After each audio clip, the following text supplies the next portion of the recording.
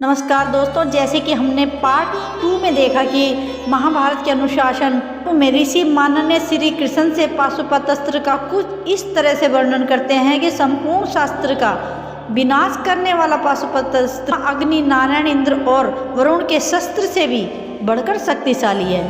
अब आगे शुरू करते हैं। वहाँ भगवान शिव की बाहों से छूटते ही सब प्राणियों से त्रिलोक आदि निवेश में ही भस्म कर देते हैं। उसके द्वारा महादेव ने क्षण भर में तीनों पूर्व पल भर में भस्म कर दिया। वह श्रेष्ठ अस्त्र परम गोपनीय है। इसके समान अथवा बढ़कर दूसरा कोई श्रेष्ठ अस्त्र हो ही नहीं सकता। वहीं दोस्तों, इस बात से तो दर्शित होता है भगवान श्री कृष्ण का सुदर्शन चक्र और अर्जुन का पाशुपत अस्त्र जो उन्हें भगवान शिव से मिला था। यह कर्ण के कवच और कुंडल को बेच सकते थे और कर्ण का वध भी कर सकते थे। लेकिन अब इसके अलावा भी अब बात करते हैं, वह कौन सा अस्त्र था जो कर्ण के कवच और कुंडल को तोड़ सकता था। इसके अतिरिक्त भगवान कृष्ण दोनों अस्त्र यानी नारायण अस्त्र और वैष्णव अस्त्र, यह दोनों ही अछूत तथा अजय थे। नारायण अस्त्र का प्रतिकार करना संभव है। इनका प्रतिशोध करने से इनकी शक्ति और बढ़ जाती है। लेकिन इसका एक ही प्रतिकार है, वह यह है कि शत्रु अस्त्र छोड़कर नम्रतापूर्वक अपने आप को उनके आगे अर्पित कर दे। इसका इस्तेमाल अश्वत्थामा ने महाभारत में पांडव सेना के ऊपर किया था और कुछ ही समय में उसने पांडवों की एक दाक्षिणी सेना को नष्ट कर दिया था। उस समय श्री कृष्ण उसको नतमस्तक होने के लिए नहीं कहते, परिणाम और विनाशकारी हो जाता। वहीं भगदत्त ने जब अर्जुन पर वैष्णव अस्त्र चलाया था तो उस समय अर्जुन को भी श्री कृष्ण ने एक और करके अपने ऊपर ले लिया था।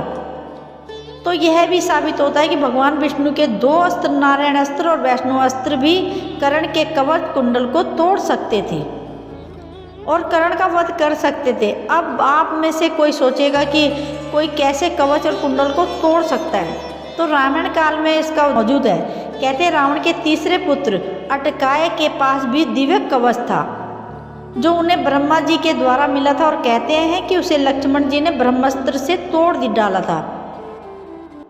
अब हम चाहे जितने भी तर्क दें, किंतु महाभारत में जो भी वर्णित है केवल उसी के आधार पर माने तो कवच और कुंडल के साथ कर्ण को पराजित तो कर सकते थे, परंतु उसका वध करना संभव नहीं था। और श्री कृष्ण ने भी यही बात अर्जुन से कही थी कि इसका मुख्य कारण यही होगा, अगर कर्ण पर महाप्रलयकारी अस्त्र चलाए जाते तो हो सकता था सूर्य देव के मान और कीर्ति को सीधे तौर पर चुनौती दी जाए। और श्री कृष्ण ने अपनी लीला से पहले ही इसे रोक लिया था। और जैसा कि हम सब जानते हैं, देवों के देव महादेव तो सबसे बड़े हैं, तो ऐसे में वह अपने त्रिशूल के वार से कर्ण के कवच और कुंडल को आसानी से तोड़ सकते थे और कर्ण का वध भी कर सकते थे। आपका क्या विचार है, हम कमेंट बॉक्स में ज़रूर बताएं। तो दोस्तों, अगर आपको वीडियो अच्छी लगी हो तो वीडियो को लाइक करें और अगर आप पहली बार हमारे चैनल पर आए हों तो हमारे चैनल को सब्सक्राइब जरूर करें। थैंक यू सो मच दोस्तों।